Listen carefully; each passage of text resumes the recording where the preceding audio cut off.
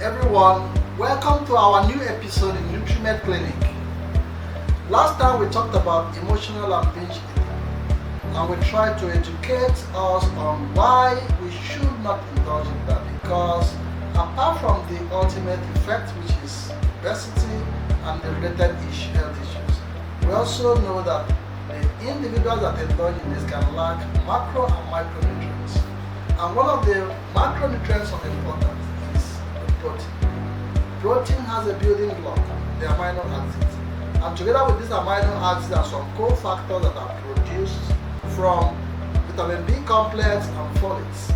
The brain is able to synthesize one of the chemicals, a neurotransmitter. Neurotransmitters like serotonin are important to maintaining mental health.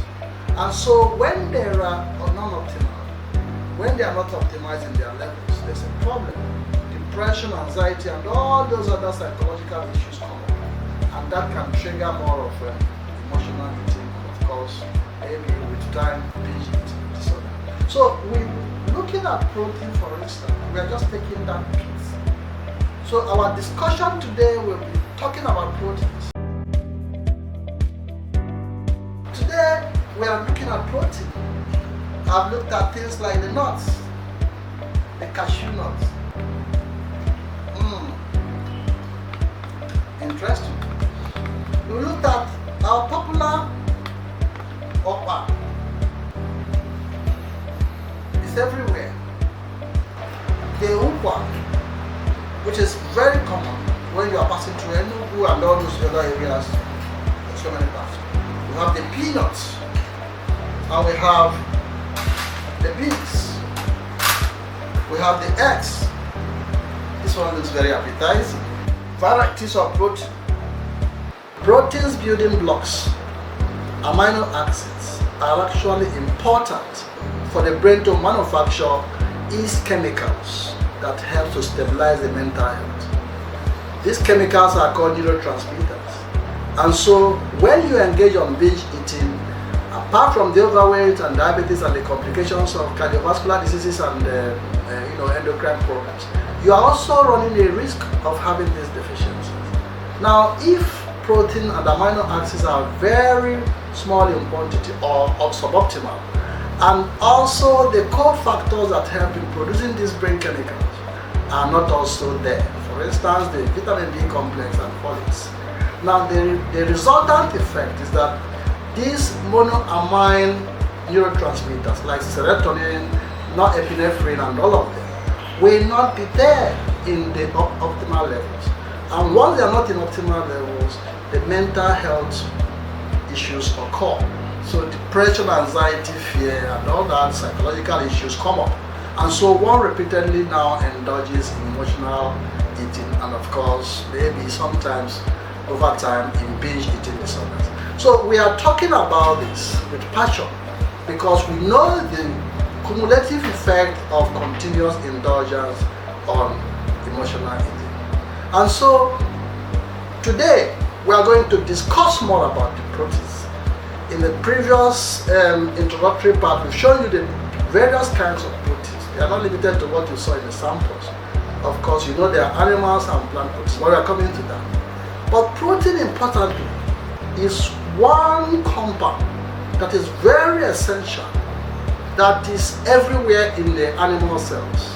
So basically every cell, every tissue, and every organ in the body system cannot do without proteins. Proteins are very important components. They are actually primary components of all these cells. And that is why from the Greek word proteins means of primary importance. It is this primary importance that is driving us to talking about it. Now, if you don't understand these basics and begin to develop habits and lifestyles that make you deficient in proteins, you run a whole lot of risk. If we look at the functions of proteins in the body, you will see that there are numerous functions of the protein. Protein, we can look at it from the point of an enzyme. Most of the enzymes are proteins because these enzymes are chemicals in the body that will accelerate reactions When we talk about reactions, we are talking about the kind of combinations and activities that occur which are very normal. We call them metabolic processes. When I take swallow or rice or egg or meat or vegetables or fruits or water, oil, these are different food types, and they naturally will be digested. They naturally will be absorbed. The processes of digesting these foods are the reactions.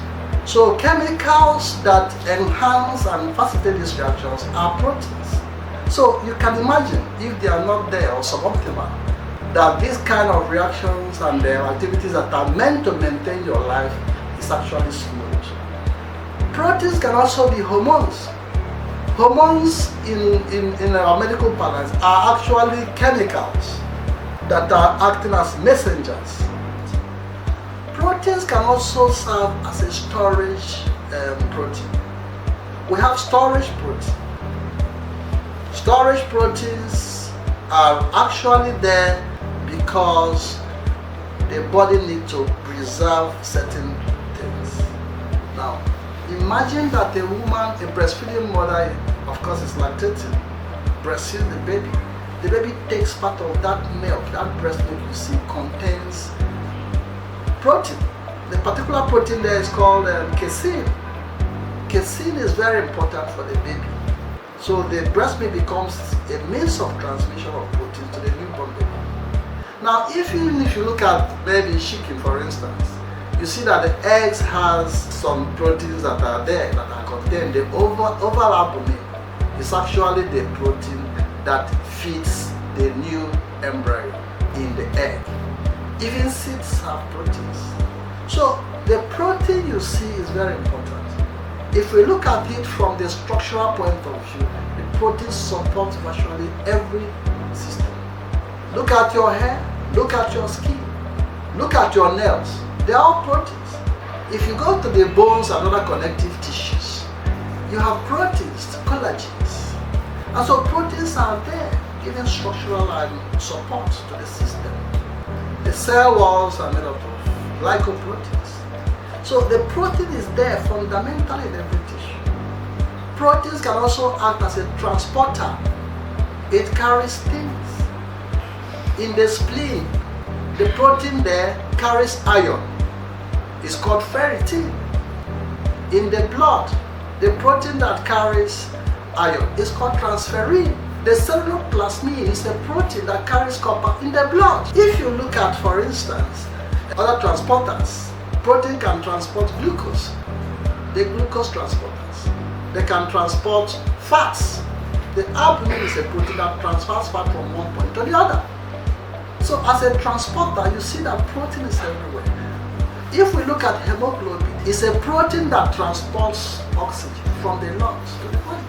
Anywhere you look at it, you see proteins are everywhere. Protein can also act as an energy source. Yes, primarily the body depends on fats and carbohydrate as the first line of action. But this carbohydrate and fat gives a maximum, fat gives about 9 calories per gram, while carbohydrate gives about 4 calories per gram. Now, why carbohydrates are used and the fats are used? In times of excessive exercise, in times of maybe starvation that lasts more than 18 to 48 hours, the body reverts to protein by breaking down the skeletal muscles as a source of food. So, we have been able to talk about the functions of protein. We are not going to exhaustively talk about the other ones in this particular episode. You've heard about the functions as an enzyme, the functions as hormones, the functions in transportation system, the functions in offering structural support, and of course the functions as receptors and messenger carriers. So if you look at protein itself, you also see the effect as boosting the immune system. So for protein, remember I said it's of primary importance. It's on all cells, it's on all tissues, it's a very vital component of the body.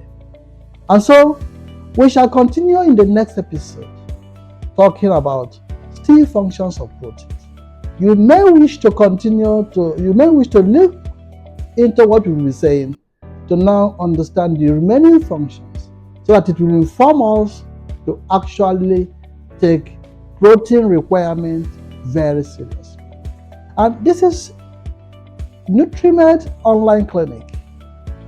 Once again, I thank you and I say follow us on our social media handles. Thank you.